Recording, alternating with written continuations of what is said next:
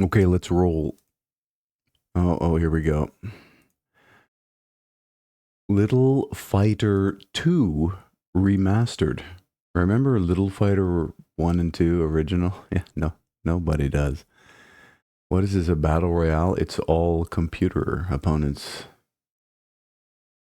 What does this remind me of? Is it Maple Story? Something. Just weird infantilized characters. They're kawaii. And no, they're not. Rediscover the classic combat charm of Little Fighter 2, now with fully upgraded and redrawn graphics. This is redrawn? Okay. Support for local connections update. It sucks when you work at your art for like years, for like a decade, and it's literally the same 10 years later. You gotta wonder, what was I doing with all my time? Support for local connections up to 8 computers, and every character move more detailed and extravagant, providing an unprecedented combat experience. This is the one where the one kid who was really good at improvising didn't work on his presentation at all in the 2 weeks that he had, and just decided to go ahead and ad lib it at the end, and just grabbed a couple screenshots from Wikipedia or something. Was letting it rip. Came out on the 18th of July from Little Fighter Company Pty Limited. Holy smokes, they're serious about the business. And Marty Wong is the real brains behind the brawn here. They want $20 for this? Okay. And that's the copy's basically the same thing mentioned up there. Offers a perfect blend of classic and modern, bringing an unprecedented fighting thrill. Why does it smell like shovelware, though? I I don't know. It's so weird. It's like they're just trying to create a legend. This is the ultimate fake it until you make it. Sometimes you end up just faking it, and then you're just a fake. I don't never recommend fake it till you make it. Act like you're bigger than you are, I think is a better piece of advice, at least in the beginning. And then try to fill those shoes that you create for yourself. Envision for yourself. It's like when you're working out and training. Like if you're overweight and out of shape, what you need to work towards is that in shape, at weight version of yourself. And you just have to believe that you're that version every day until you are that version. That's kind of the same advice, but the fake it till you make it, nah, like people's imaginations are too good and they end up just sort of drifting away from who they really are. Anyways, whatever. Good luck. Back to the Dawn. What is this? A higher quality pixel art for Prison Architect, except you're anthropomorphic animals. It's prison for furry. Can't wait to see the prison sex scenes. Ugh. With your head down and this stuff on your hands. Anyways, you know what I'm talking about. And where's my tool fans at? This is okay. Pixel densities are a little weird, but overall, kind of interesting. Again, the anthropomorphic animals, the Zootopia, it's a fetish. Not particularly into it. Back to the Dawn is a story-rich role-playing game set in a high-security prison ruled by factions and buried secrets. Investigate two conspiracies from the inside, gather evidence, and outsmart a team designed to silence you. Make friends or foes with fellow inmates, and with their help, break out of prison. Came out on the 17th of July from Metalhead Games and Spiral Up Games. It's been on Game Pass, or it is on Game Pass, I should say. They normally want $26 for it, but you could get a whole month of Game Pass for less than that. I'm just saying. I'm just saying, if you're interested in this, you could demo it and get achievements, play the whole thing for less than it costs to buy it, plus 150 other games. Actually, what is the total count on Game Pass these days? I wonder. Okay, pick your path, break free. So it's not Prison Architect. It's more like, what's that other one? They did a Walking Dead version of it. Oh, God, I don't have the name. It's a really low pixel art one. Anyways, so there's two protagonists, Thomas Fox and Bob Black Panther. There's 100 handcrafted quests, 500,000 words of gripping narrative. If you can write 500,000 words of gripping narrative, what are you doing producing video games? Uncover the truth. What kind of prisoner will you be? I will be no kind of prisoner because I won't break the law. A colorful cast. Open character growth system. Are there any romances in this? Plan your prison escape. Okay. I mean, it could be good.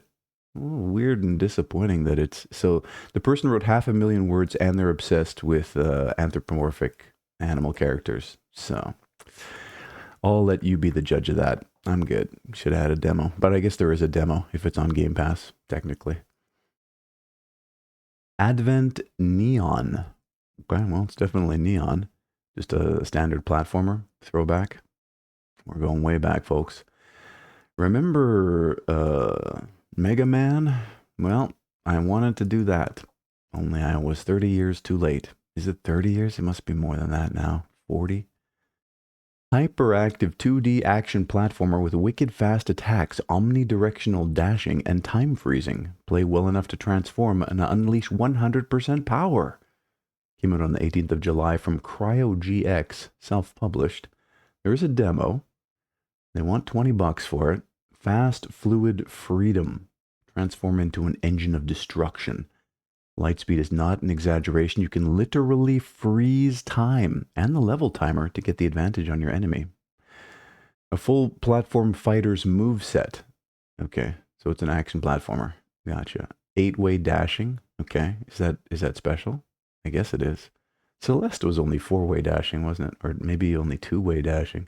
Schmovement, not just movement, but that butter smooth, spend 10 minutes just enjoying jumping and dashing movement. Even the walls are your playground. Well, that just reminded me that I haven't finished that. There's one really good platformer where you're a person sweeping up the dust. What the heck was that called? It was a classic in the indie days. Anyways, a parry. Now we freeze time around these parts, but also I lied. You can also parry attacks with your own. Oh, okay, you got me. Oh, resonance, the ability to scale drastically in power. Use slopes to your advantage to achieve and maintain a high-speed state. Okay, so it's kind of like a speedrunner as well. Interesting. The training room to spawn enemies, remappable controls, tons of screen shake too, it seems. One of my personal banes, and one of the things I turn off right away. It's a cheap way to if you can actually convey the kinetic energy of your game without screen shake, you've really done a good job with design. Most of the time, screen shake is just extra icing on the cake, but some developers lean on it a little too much, kind of like drop shadow in image editing. I mean, question mark, question mark, question mark. I guess I'd be interested to try it just to see how this 8-way movement mechanics work out. Just keep in mind, I do this just to keep myself in the loop with game design because maybe someday I'll design another game. That's the lie I tell myself every morning when I wake up and start recording these damn things. So really, I'm just farming mechanics here. We'll see. The Complex Expedition. Here's another bunch of people leveraging Kane Pixel's brilliant liminal space backrooms for their own personal profit and gain. Okay, at least it looks halfway decent because they put the chromatic filter on it. So chromatic filter is a type of blur that just shifts the color channels slightly in each direction. And the more subtle you are with it, the more of a realistic look you can get to your end product. It's another cheap trick. The Complex Expedition, when a routine expedition into the complex, it's not the backrooms, wait, what? Goes horribly wrong. You're left alone and lost, wandering the seemingly infinite maze of hallways, otherwise known as the backrooms. So is it the complex or the backrooms? Might there be something following you? There might be an editor, which would help you clean up your copy. But okay, 18th of July from PG Wave, self-published. They want $20 for this. It has been cheaper. It looks like it's been in early access for a couple of years now. At least they got to version 1.0. It's not full motion video, is it? It just kind of looks like it. Again, good job with the visuals. Psychological horror experience based on the Backrooms urban legend, made infinitely popular by Kane Pixels. Nobody seems to reference this person, ever. Actually, no, there was one, but most of them don't. View the world through a VHS camera and follow a storyline involving an expedition into the complex. With different endings and a shifting entry point into the complex, every playthrough can seem different. It is not, though. We're tricking you, we're fooling you. It's all an illusion. Slow burning atmosphere horror experience.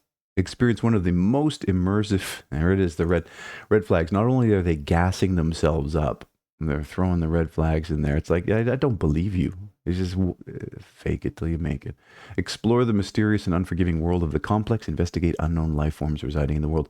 This game is not connected with Kane Pixel's Backrooms.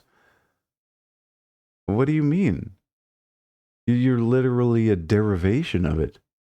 Why are you doing this? Why would you do this instead of get on your hands and knees and thank Kane Pixels for realizing this vision? I don't understand. Like, bro, how can you look at these screenshots and not think that this has everything to do with the Backrooms? Well, I guess this one isn't really. But I mean, the yellow carpeted areas? This just kind of skeezy, honestly. PG Wave? You can go fuck yourself. Life and love, happy student, thinking of going and fucking myself. Here's some JPEGs to fall in love with. Oh, God, bro. I just feel so bad when I see this stuff. I feel bad for the if it's a young woman playing this, whatever. But if it's a young man or a middle-aged man, I just feel gross thinking that they're spending their time with this shit.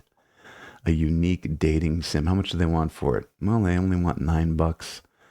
At least they're not spreading the disease for free. There's a whole bundle of this trash, though. I'm good. Mature. That's the biggest lie ever.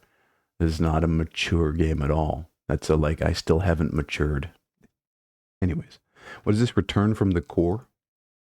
So they saw Core Keeper and were like, I can do that, but I'll just use a slightly hand-drawn aesthetic. Some factory-like, probably co-op. Okay. Little bunny girls. That's weird. Mine, build, and explore with monster girl companions. Oh, do I just stop? Like, will this take me down the wrong road, continuing to do this day after day, exposing myself to this stuff like radioactive waste? Am I going to develop some sort of weird hentai cancer? I, I feel terrible.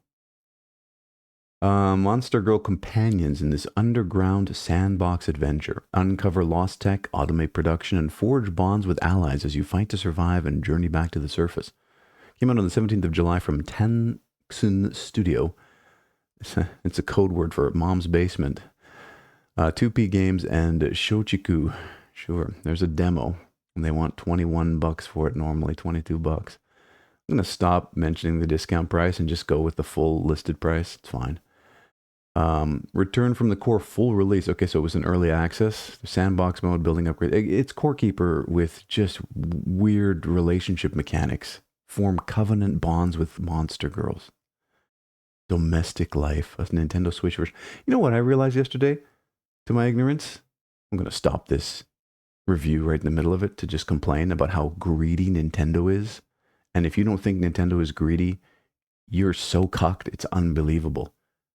That they would make that Donkey Kong 2 game, or Donkey Kong Bonanza, whatever it's called, where you can destroy the level, they make that a Switch 2 exclusive. And they say their reasoning is because that terrain destruction mechanic was only possible on Switch 2. Terrain destruction like that has been possible since Red Faction, which is like 100 years old, and ran on computers that were infinitely crappier than this first Switch. It's just greed trying to force people to buy the Nintendo. And it's a shame because it looks good. I kind of want to play it, but there's no freaking way I'm going to spend 400, 500 bucks to buy a new Switch when I have a perfectly good Switch. Brother, you're getting emulated. Nintendo, come at me. What are you going to do about it? No, I'm just going to wait till I can play it on my PC. Like, I'm done with you, Nintendo. Yeah, I grew up with you. You did me well back in the day getting me. Maybe not. Maybe you were a big problem. The fact that you were one of the major introducers to the gaming for me. You're responsible for all this while I'm sitting here right now in misery looking at this trash. It's all because of Mario and because of that plumber. Anyways, I don't want to get Monster Girl companions. I don't want to get a Switch 2. I want to get on with my day. Why to roll? Why to roll? Wow, they really went overboard with the filter on this one, didn't they? They're truly trying to hide how low res the graphics are. I hope you can turn that filter off and see the truth. Okay, is it kind of like a Marble Madness sort of thing? Y to Roll is an N64 style. Yeah, remember when your N64 looked like this? Nobody does. It's because it never happened. This is like a liminal, this is like a Kane Pixels version of the Nintendo 64. This is the Nintendo 64 that sits in the back room somewhere with the monsters playing it. Like, remember this? No, you don't, because it never existed. A minimalistic physics-based arcade-style marble rolling game that will take you back to the turn of the millennium when everyone was terrified that the world was going to end. 18th of July from Menacing Mecca, self-published. They want $20 for this. Wow, that's brave. Okay, taking me back. Wait, the turn of the millennium was the Dreamcast. Okay, sure. Vibrant N64 style graphics and art direction. Wait, there's art direction here? Hold on, wait, what? Soundtrack inspired by atmospheric, intelligent drum and bass music. That might be the best part of this. I'd love to hear it. I'm a huge drum and bass head. Huge. Easy to pick up, easy to throw down. Hard to master. Master 100 levels across a campaign and arcade modes. No hidden secrets. Well, that's boring. Create custom user. Is this a challenge or is this the truth? Endless replayability with our FOSS level compiler. Tooling to be finalized on. Well, has it been finalized? Because it looks like you're in release. I'm good. Should have had a demo. Phantom Squad. Was this one of those plan and execute? Or is it real time? Hard to tell. Top down, tactics. What was that one? Oh man, Frozen Synapse. It was so good. I don't think this is that though, because I don't see any planning user interface. It might be just a real time top down, blow away the terrorists kind of thing. Phantom Squad is an intense 1 to 4 player tactical top down shooter that blends fast paced combat with real time strategy. Came out on the 18th of July from Control Freak and Super Rare Originals. There is a demo. And they want $18 for this normally. Yeah, I'm just going to start saying the normal price now. Forget, because like, who knows when you'll watch this. You may be watching this 10 years after my death in 2090. Plan your strike. Use voice chat and in-game tools to coordinate your approach. Intense gunfights. Gear up to survive. 21 specialized gadgets. There's tactical planning, friendly fire, oops, realistic combat, specialized gear, global threat, and co-op teamwork. I downloaded CSGO because I've always wanted to play Counter-Strike and Counter-Strike 2. And I was talking to someone. They said about 1,000 hours to get the basics down. So I played an hour last night. I've got 999 hours to go. And if I can only play an hour a night, that means I'll be basically good at the game 3 years from now. Isn't that insane?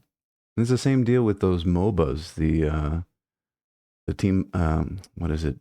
Dota 2 and League of Legends. You know, they say thousands of hours to get halfway decent.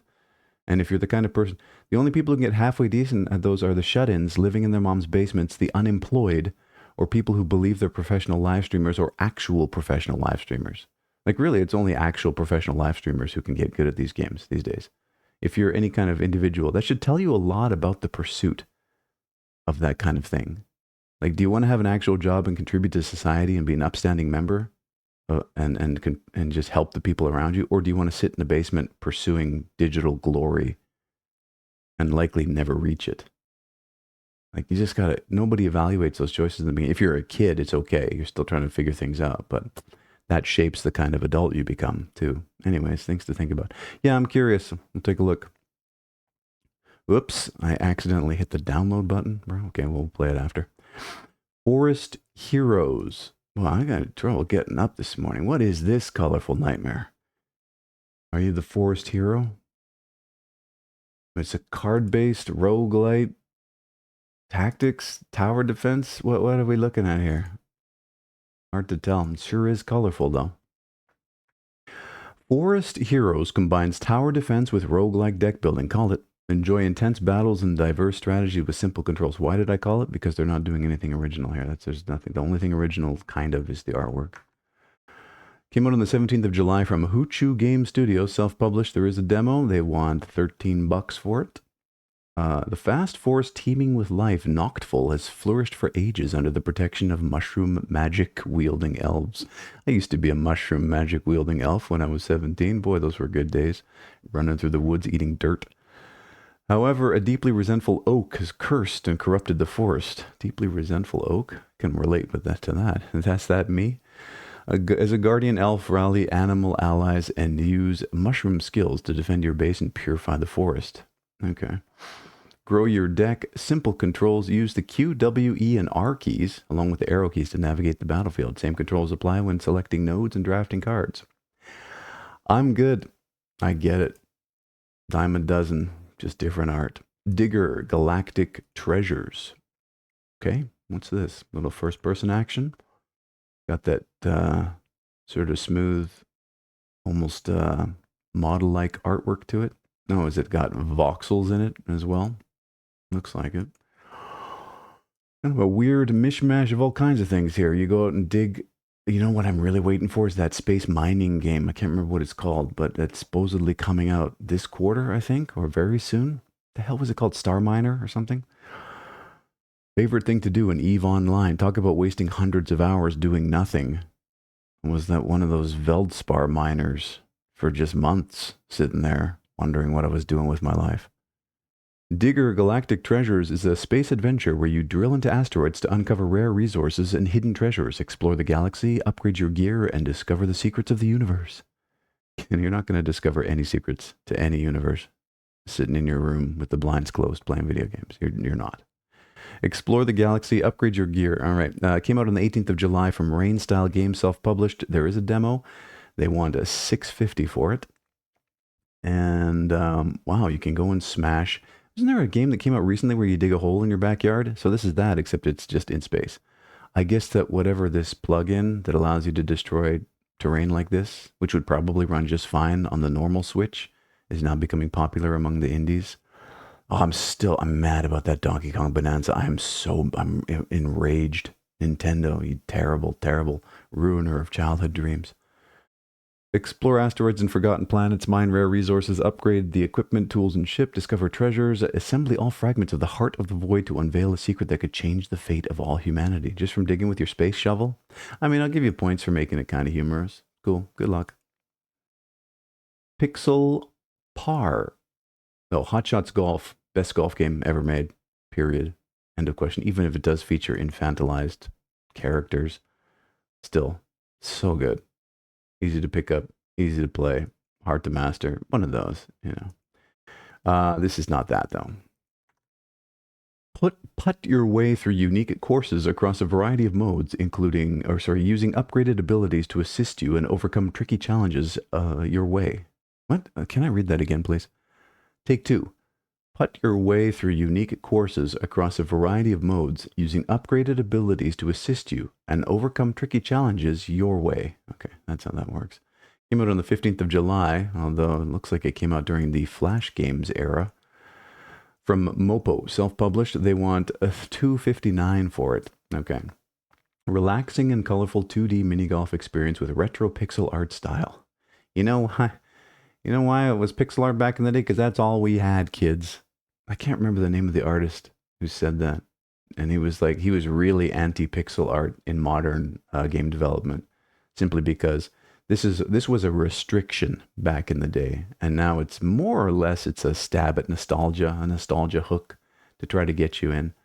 Like, how much better would this be with high, full fidelity, optimized, beautiful 3D graphics? Probably way, way, way, way better. No, it's graphics don't matter, man. It's gameplay. Well, okay, but how about amazing gameplay and amazing graphics? Why can't you have both, right? Because usually the developer's art execution ability was lacking. And it's like the lower the fidelity of the graphics, it's where they were on the scale of production. Anyways, multiple game modes, a free play, 18 holes. It's golf, it's pixel art golf. It's fine. Yeah. Euro Truck Simulator 2. Farm machinery. All right, I'm a Euro Truck Simulator head. I will never buy any of these packs, though. You don't need them. It's fine. They just add a little bit of extra cosmetics. This is literally cosmetics that do nothing at all. They might be a slight physics adjustment on some of these loads, but not really. Fine. Just another way to support SCS software. Came out on the 14th of July. They want $650 for it. Saddle up, drivers, because Farm Machinery DLC for Euro Truck Simulator 2 has arrived. Transport everything from trusty tractors to forage harvesters across scenic virtual highways and roads.